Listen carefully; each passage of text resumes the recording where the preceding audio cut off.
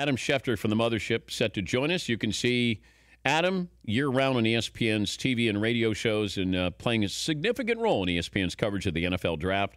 Also hear more Adam on the Adam Schefter podcast, available in the ESPN app at ESPN Pod Center and via the Apple iTunes Store. Did you think of any other name for your podcast than the Adam Schefter podcast, Adam? I thought of the Dan Patrick podcast, but I decided to go with the Adam Schefter podcast instead, Dan. Yeah, probably more people listening by going with Adam Schefter. I don't blame you. We're 2 weeks away from the draft. Do you think the Browns know who they're taking? Yeah, I do. I think they have a very good idea. Now, in talking to them at the owners' meetings 2 weeks ago, I know their big thing then was, we want to go back in the lab. They call it the lab. Go back in the lab, study film of these guys, go over the process. Now, Hugh Jackson said at the meetings that he thought the team might not decide until the day of the draft who they were taking, which sounds a little late to me, but it gives you an idea of what these teams go through. And even the Giants, Dave Gettleman was saying that there's nobody that can really know who they're taking because you're still going through all the interviews. You're still bringing guys in. You're still accumulating more medical information. Things change. I mean, look, go back to the year where everybody was projecting Aaron Rodgers to be the number one overall pick until about the week before the draft. Yeah. And then somehow something changed to where Alex Smith leapfrogged him, and Aaron Rodgers began a slide that led him to Green Bay at number 24.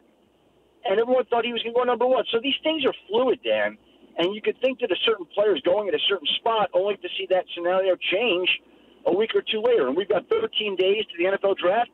I think the Browns have a pretty good idea about what direction they're going to go, but it doesn't lock them into anything right now. If you were going to bet like a week's pay of Mike Greenberg's salary, would you say you know who that quarterback is? I would be unwilling to bet that much money right now, Dan, because I don't know who the answer is to that. Again, last year, at this time last year, I was told that Josh Allen, you could put it down, would be the number one overall pick in the draft by a couple of different GMs a year out. And so I always thought Josh Allen would be the number one guy. Then there was a big Sam Darnold conversation that he would go number one. And now we're sort of back to Josh Allen again, but you hear about Darnold. So the only thing I could tell you unequivocally, I would be able to bet a sliver of Greeny's salary that the number one pick is unequivocally going to be a quarterback. No doubt there. Like there was some ridiculous Saquon Barkley conversation for some time that he could go number one. He was never going number one, okay? It's going to be a quarterback, and I don't know whether it's going to be Darnold or Allen or even Mayfield. Okay. So if a quarterback's going to be taken, it's going to be one of those three guys, in your opinion. Yes. The key to the first-round draft is which team? Well, I think the Giants at 2 are the real key now. That seems to be the team that everybody seems to be asking about when you're talking to them. What are the Giants doing? Because people don't know whether they're going quarterback or Chubb or even Barkley. And we know the Jets are going quarterback at 3. So, look, the Browns are going QB at 1. The Jets are going QB at 3. And then we got the Browns back up again. We don't know whether the Giants are going to go for one of these blue-chip positional players or whether they're going to try to secure that quarterback position. And again, I think Dave Gettleman's been tough to predict. If you look at his record, I mean, we've seen some running backs go there, and we've seen some interior linemen go there. So, again, I'm just telling you, and talking to teams, they all seem to be confounded by what the Giants are doing. He's Adam Schefter from the Mothership, part of the draft coverage, joining us Dan Patrick Show. What do we not know about the Colin Kaepernick situation with the Seahawks?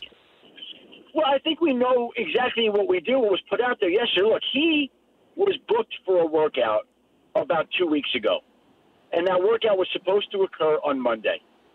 And on Tuesday, by the way, he was scheduled and did give his depositions to the league attorneys in that grievance case regarding the collusion against him.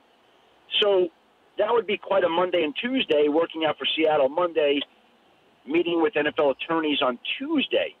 Now, only one of those two events occurred. So the Seahawks booked him for this trip, and then as it was told to me, there was a last-minute stipulation. That's the phrase that was used to me, last-minute stipulation. They wanted to know whether he could commit to not standing or not kneeling for the anthem next year. And he didn't give them an answer. He wouldn't say. He wanted to talk about it. but they wanted an assurance that he wouldn't be kneeling, which he was unwilling to give. Now, that doesn't mean he's going to be kneeling or not kneeling or whatever it would be if you were given the chance to play in the NFL this season, but he wasn't ready to give them an answer at that point in time. He was happy to talk about it. And the Seahawks felt like they needed a more absolute, concrete answer before they brought him in.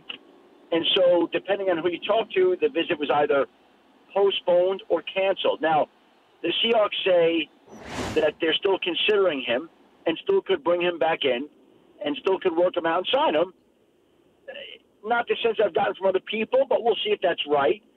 And, of course, overnight, the Seahawks signed another quarterback, Stephen Morris, who's bounced around the league. I don't think that completely precludes them going after Colin Kaepernick. You're not saying to yourself, boy, we signed Stephen Morris. We're set at the backup quarterback position right now. We don't have to bring in anybody else. Okay, I just think that they're getting ready to start the offseason workout programs. You want to have another quarterback around. They had to cut Trevon Boykin during the owners' meetings because of the domestic violence allegations there. And so they went ahead and signed him. But if you think about this, Dan, since Colin Kaepernick opted out of the 49ers contract, and obviously he became an extreme public figure that he did over his stances regarding the anthem, he has not had a single workout for a team. Yeah. Not a single workout. Who plays in the NFL next between Manziel and Kaepernick? It's a great question.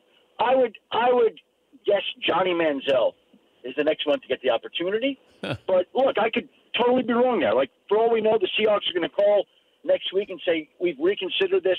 We're good with whatever you want to do. Let's talk about this. That would be great to see. You know, I'd like to see Colin get a chance to come in and play quarterback in the league again. And I hope I'm wrong there. But my guess would be Manziel. Just a guess. But we'll see if that works out. Dez Bryant's situation, is Dez Bryant a Cowboy after today? I would guess not. That'd be my guess going in. I know other people have said that they expect him back. I am not as sure about that at all. I think that the signs have been there all along. This is a Cowboys team that inquired about Sammy Watkins, that did sign Allen Hurns and Deontay Thompson, that has brought in multiple wide receivers to their training complex to visit for the draft, that has basically been in need of more salary cap space to go pay Zach Martin and DeMarcus Lawrence. And I just think that when all is said and done, I think that this is not going to work out the way that Dez would like. Now, again, you could sit down with Jerry in there, and maybe Jerry offers him a pay cut. Maybe he doesn't. But these things can take strange turns. See, to me, Dez Bryant is limited. It's April 13th. If he had been released on March 13th, his market would be better and stronger. You know, he doesn't have a spot in Oakland anymore. The Raiders signed Jordy Nelson. He doesn't have a spot in Baltimore anymore. The Ravens signed John Brown and Michael Crabtree. He doesn't have a spot in Cleveland anymore. They signed Jarvis Landry. So some of these teams that needed wide receivers, like the Bears, who went and signed Allen Robinson, I guess one of them could always make space for Dez Bryant. Yeah. But the majority of them have committed their cap dollars to other wide receivers. So it puts him in a tough spot. So if Jerry comes in with a pay cut, you know, it might be in Dez Bryant's best interest to take it. But I also think it's distinctly possible that Jerry Jones doesn't even do that, and Jerry just makes the unilateral decision, Dez, we're moving on. I mean, that could happen too, and would not surprise me. So, again, I don't know how that meeting's going to work out, Dan, but I think those are the options on the table. You know, the one thing we do know is Dez Bryant is not returning to the Dallas Cowboys on the $12.5 million contract as it currently is constituted.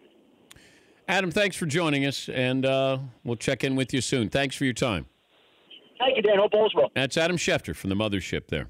For more Dan Patrick Show, tune to Audience Channel 239 on DirecTV or download the Dan Patrick Show app.